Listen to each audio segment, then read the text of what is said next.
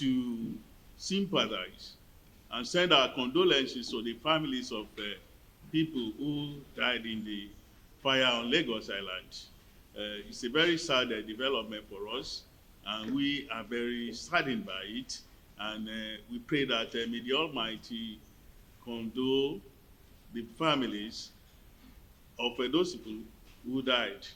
May they have the strength to be able to go through this very difficult time. And talking about the fire itself, there have been so many speculations. Mr. Governor issued a statement, his condolences to the families and people of Lagos for what happened. And then, so many people have said a lot of things. What happened and what did not happen. But here with me this afternoon, I have the professionals, the people who are really there, who saw what happened. So many speculations, how many people died, how many people were injured, did the government agencies get there early enough, while the fire service men there early enough, what of La Sema, La Sambos, did they play their roles? There have been so many speculations about this matter. But we as a government, we do not feel that this is the time to begin to pass the buck. This is the time to begin to speculate on who did what and who did not do what kind of building did we have. And all I know is that in Lagos, we take safety of lives as a very, very important aspect of governance, because you cannot govern over dead people. You cannot govern over destruction of property. So in Lagos, it is a very important aspect of our job as a government. You will recall that in one day here in Lagos, we commissioned about 62 fire vehicles. Lagos is the only state that can be proud of a fire engine that can go up to 10-story building and more. And this has been tested in so many areas. What went wrong on that day? There are speculations about it. And this is not uncommon in a city like this and any human environment. People will say things that they never saw. People will say things that they wouldn't understand. People will just begin to speculate and, cause panic in town. So, like I said, we sympathize with the families of those people who died. And those who are in hospital, I can assure you that they are getting the best of treatment. But I won't want us to continue to have speculations all over the place. Whether the government played its role, whether those who are supposed to do things, they did it well or not. That is why we said this afternoon, we must talk to the media about this matter.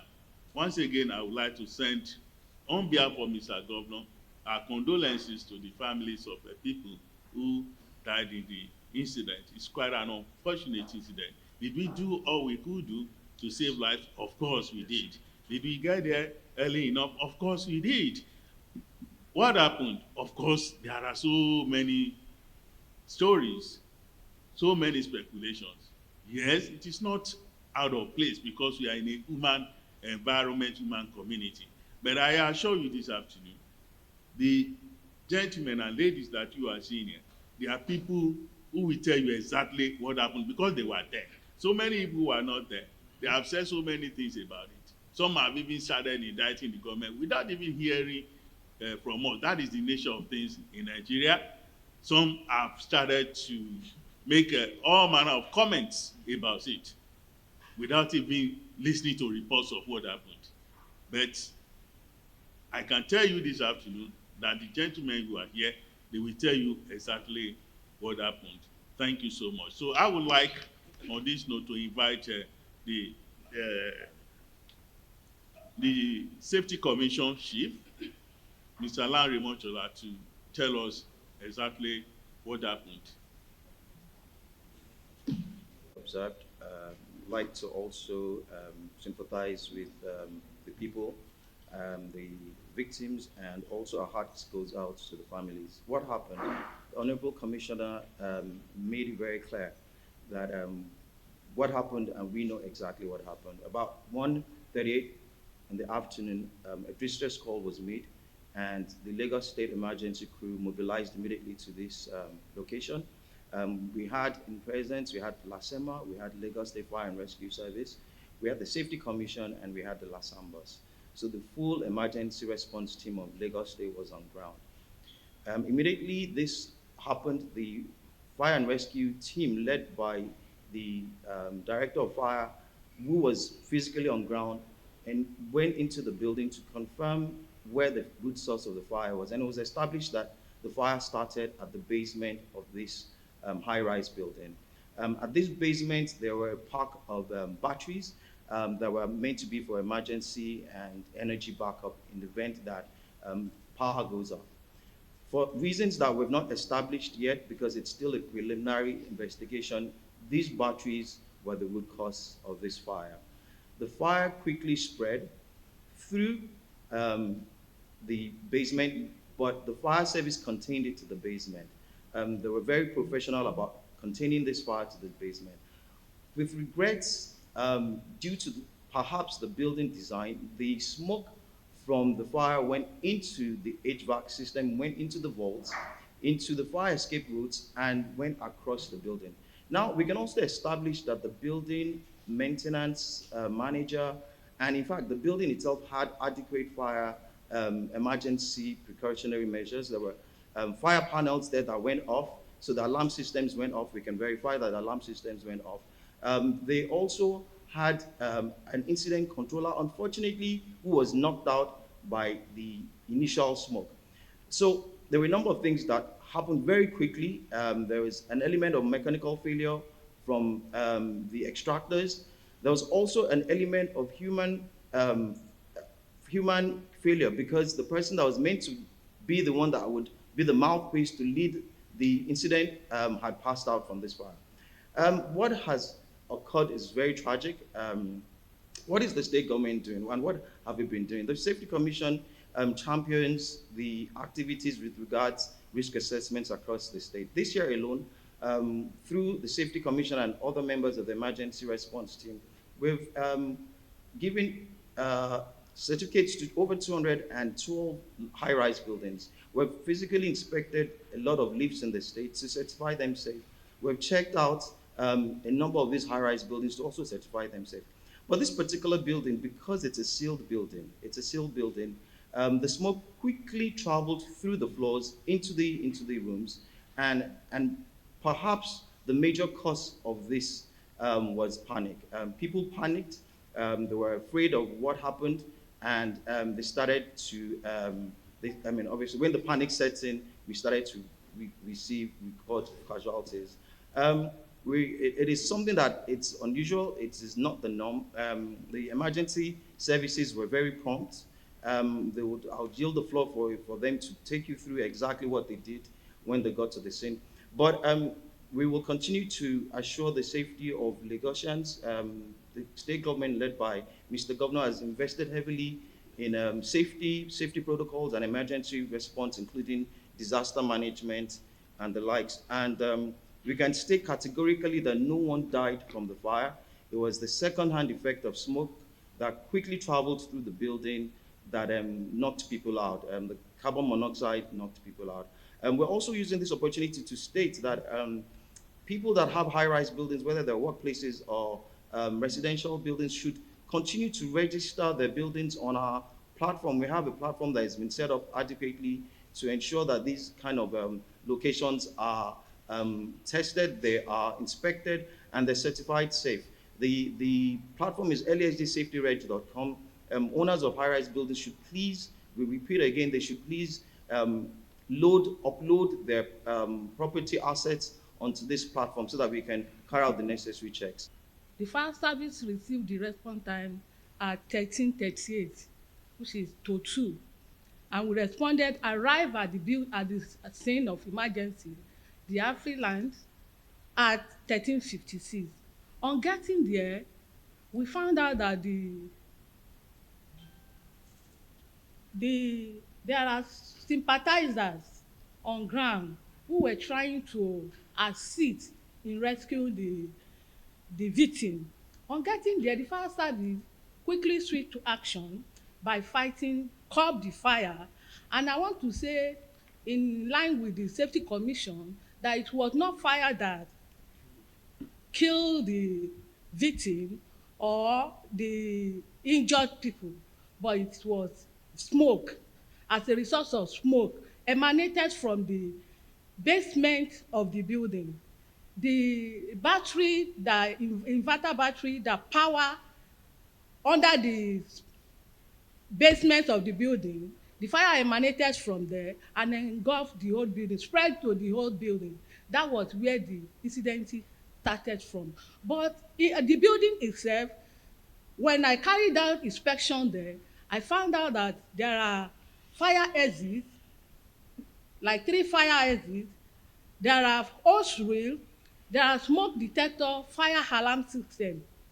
What could have happened if there are these things in place and the alarm was ringing as at the time of the incident?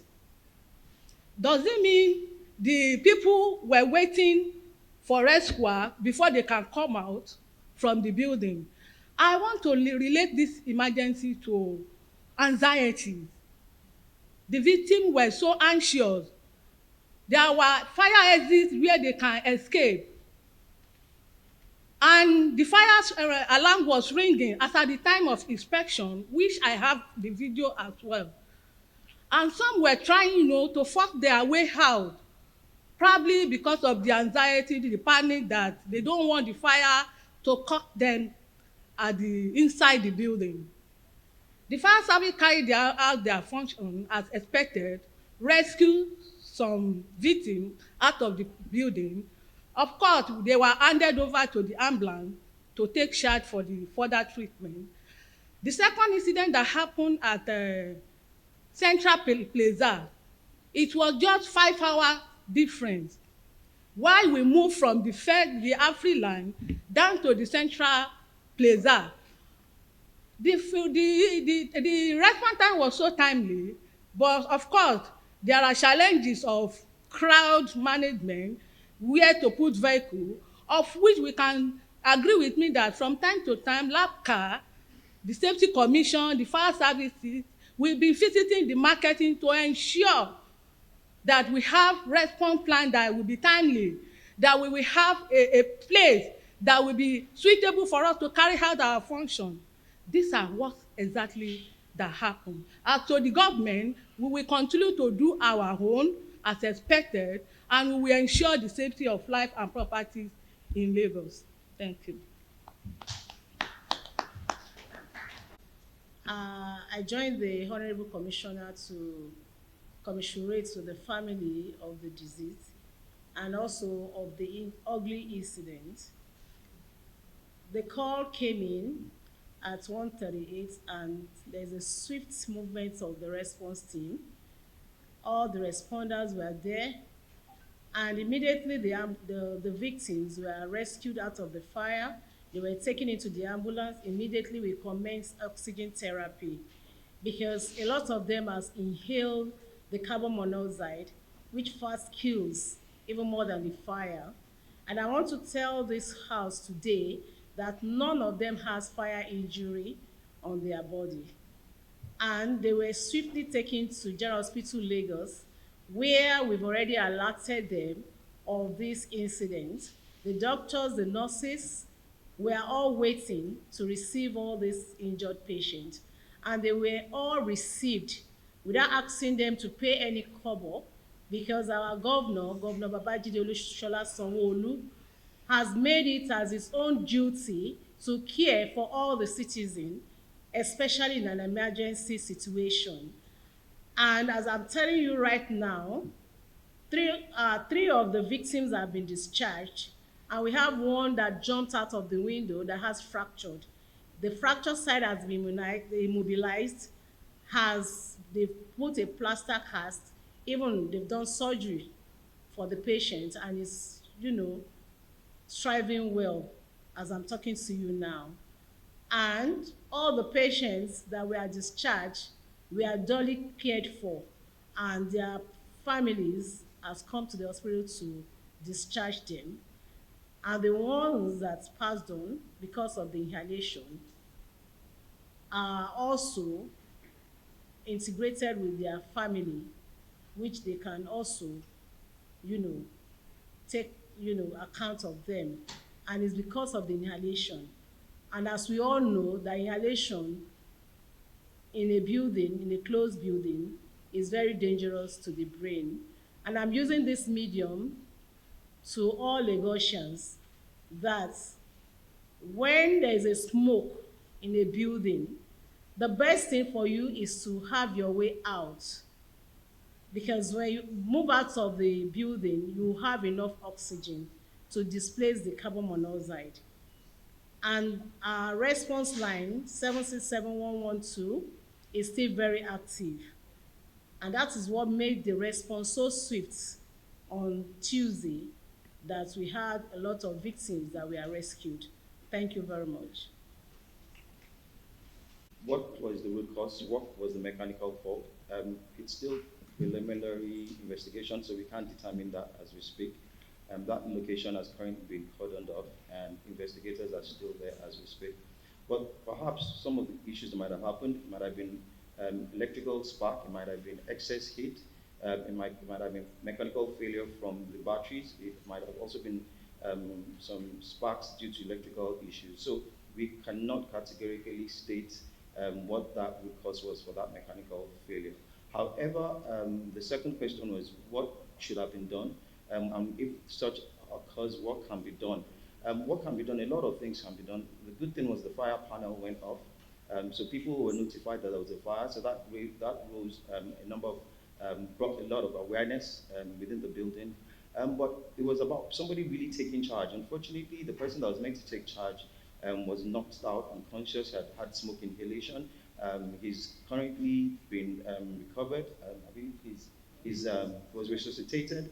But during that period of time, which was seconds, there's really no one that could really stand up to take charge. However, some of the floors, there was a particular floor where the manager he understood that it was not a fire, so he told his people to calm down. They broke the glass. Some of them went flat on the ground. They put handkerchiefs in their mouth. So these are some of the things that can be done in the event there is a smoke. Smoke inhalation is a very dangerous thing. It's very, very fast. It cuts off your oxygen supply and gets straight into the nervous system, and it can cause brain tumor, brain shutdown. So these are just some of the tips. I'll just reiterate them. Break the glass, get air in, ensure that you have either a smoke mask or a nose mask, or if you don't have a nose mask, your handkerchief, you can use that to cover your nose, and dabble a bit of water on it, that also helps, or just lie down on the floor. So these are just some of the tips that can ensure that this does not occur. I'll pass the microphone to my colleague that will answer the question. Because of the inhalation, like I said, I think we'll have like 4 male, 3 female. Thank you. 4 female, 3 male. Yes, so let me show. And the investigation is still ongoing, like you know. I'm saying it, and I will continue to say it. To the public, what is the response time? To an emergency response time. What time of response time is quite different to response time to an emergency response time. Response time. The public assume immediate fire happened. Let's say for instance, fire happened 2 hours ago, and fire service arrived now. You can't count 2 hours as response time. It is the time we receive the call and the time they arrive is our own response time. Fire has happened and you are yet to call on us, or you call other places. By the time you call us, if you call us 20 minutes ago or 10 minutes ago, the time you call us and the time of our own arrival at the scene is known as response time. And the standard, international standard is 10 minutes. Why Lagos State standard